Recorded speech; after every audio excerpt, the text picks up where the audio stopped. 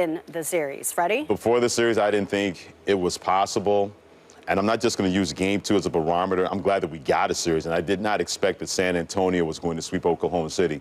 The reason I believe that Oklahoma City has more than a fair chance now is because I love what I heard from Russell Westbrook after Game 2. He said, hey, we are in no position to get on our high horse and think that we have a series now. We got to go out there and we got to play the same way in Game 2, the same way we did not play in Game 1, the same way that we have not played all season long. A happy team usually will get bad results if they're not careful. I'm paraphrasing what he said after the game. 2 years ago, you'd have never heard that from Russell Westbrook or Kevin Durant. They would have gotten a split against San Antonio, and I'm guaranteed they would probably think in NBA Finals, no one is going to stop us. They're like, look, we are in no position to say to anybody that we're in this series. We got to go out there and not prove anything to anybody else, but we got to do it for ourselves because we don't know how long this is going to last. We don't know how long this is going to be together. I don't think Kevin Durant's leaving, but that possibility still exists that he can go elsewhere in free agency when it's all said and done. Because of what I heard and their demeanor, I said, you know what? Maybe this team has finally figured it out. It can't just be about us having more talent than anybody else or out-talenting people.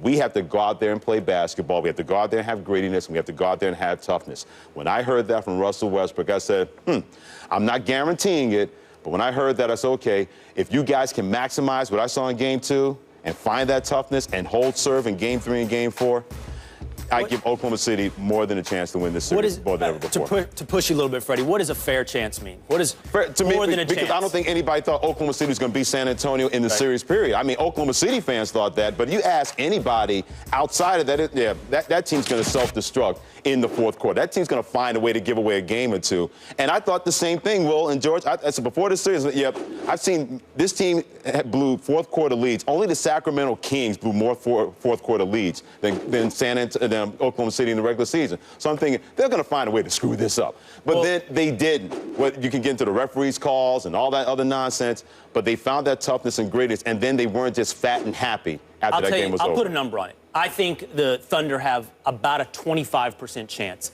of winning this series. I mean, better than a slim odd, but definitely nothing close to a 50-50 chance of winning this series. I know it's an arbitrary random number, but if I'm forced to pick which game is more representative of this series, what was it, a 32-point blowout for the Spurs or a controversial 1-point win for the Thunder, I think I tend more towards the 32-point blowout. But honestly, if I just average the two, I come to about a 15.5-point average margin of victory for the Spurs, which would give the Thunder maybe a game, maybe 2 games. And I think that's about what this series is. I pointed out to you, George, that I think versatility and being able to play different ways in a series is key to winning. I think the Cavs have that versatility. The Spurs have shown, both in this series and throughout their history under Greg Popovich, an ability to make adjustments. That's what playoff basketball is, right? 7 games perhaps, 5, 6, make adjustments. You win one game one way and you come back the next and win in a different way, constantly playing chess with the other coach. Well, guess what? They have the best chess master on their team with Greg Popovich, and that's not just a generic cliche I'm offering you.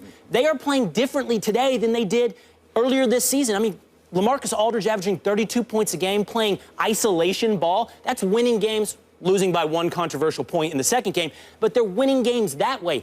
Pop can switch it. They'll start shooting threes. They'll start playing team pass ball. And I take that team over 2 heroes. Granted, 2 very good heroes. I'll disagree with Mark Cuban. 2 superstars in Durant and Westbrook. No doubt. I'll take that chess match versatile team with Greg Popovich at the helm in about a 75% odds to win the series. Listen, I'm with you in this regard. Russell Westbrook, Kevin Durant, top 5, 6 players, right? We could all agree on that for the most part. The rest of that Oklahoma City team, you got to mix and match them. That's the problem. There's not a lot of versatile two-way players on that team. And with a team like San Antonio, who is the ultimate epitome, right? The example of versatility, that's going to spell some trouble. You are right in this regard. In their short playoff history, right? They're now 2-6, I believe, in games, Oklahoma City in San Antonio. But the average margin of loss is about 20 points per game. Wow. So there you go. And the only 2 wins were the win in Game 2 and Game 5 in 2012, where the Oklahoma City went on to go on to the NBA Finals. So, yeah, they've struggled in San Antonio. Though we've seen San Antonio in the recent series a couple of years ago be able to go right into Oklahoma City and win a game. And I think we can sit here and trust that San Antonio, because of their versatility, because of their experience, because of the way LaMarcus Aldridge is playing right now, that you feel comfortable saying, yeah, I feel like they can go back and recapture home court advantage. Here's the one thing I noticed in that last game that I found odd from the get-go with San Antonio. You don't normally see this. They normally run plays through completion. They are laser-focused with precision in their offense. And during one of the timeouts, it was tweeted by, I believe it's Anthony Slater. Who covers OKC, that Greg Popovich grabbed Manu Ginobili and called him over and said, hey, what was the play that I called there? And that Manu started to respond, and he just shut him up and said, run the bleeping play. And that goes to show you where the Spurs' minds were, which is really rare for them. Look for them to be laser-focused in Game 3. And I think that Will's on to something. I think that San Antonio is still the better team here. Our BPI, our Basketball Power Index, only gives, I think, OKC a 36% chance to win this series, even at this stage, evening up the series and taking home court advantage. That, to me, speaks volumes. I think San Antonio is still the team to beat here.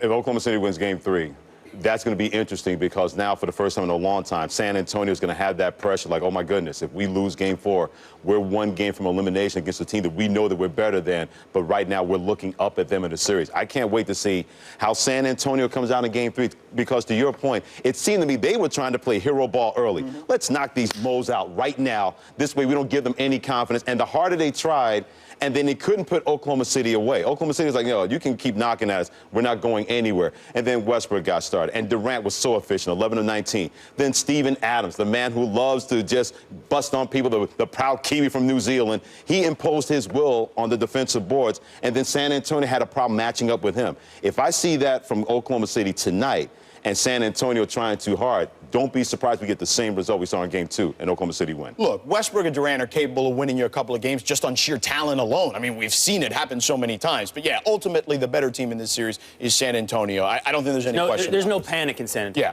Yeah. I never said that. No, I didn't say that. Not with Pop involved. But if they go down they've gone down 2-1.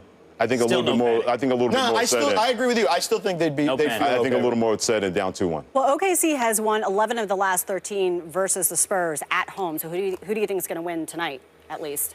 Game-by-game predictions are much so are they? So hard, aren't they? That's why I'm asking the tough questions. Well, look, this is why 7-game series, you can either love them or hate them because they become ultimately predictable. I've argued, by the way, that the NBA should shorten their playoff series to allow for a little more I agree with you. given Sunday element to it. They should be best 3 out of 5 in the first round. But on a game-by-game basis, if I'm forced to pick tonight's game, I will tell you this. I would pick San Antonio because, again, I think they adjust. I think they will change that game plan and come back, as you said, laser-focused to win this game. All right, George? Yeah, I got the Spurs. I got the Spurs winning tonight. I'm staying by my point. I got Oklahoma City. I'm not backing off my point. Even though I got OKC coming, I'm about to say the same thing. Sorry, OKC. Traitor. At OKC, and then you got them panicking. This is... And you got Spurs coming. I said Spurs panicking. Yeah, that's what I'm talking about. I'm the Spurs. You're garnering Spurs colors. I understand that. Well, I can't wear Knicks colors. They won't be relevant. Well, Phil's on vacation anyway. It wouldn't matter. He won't be able to see. They won't be relevant until 2021. At that standpoint. But Oklahoma City, they win Game 3. You can see a little bit of panic in Spurs going into Game 4. Well, listen, don't panic because we do have to go to a break, but we will come back. But coming up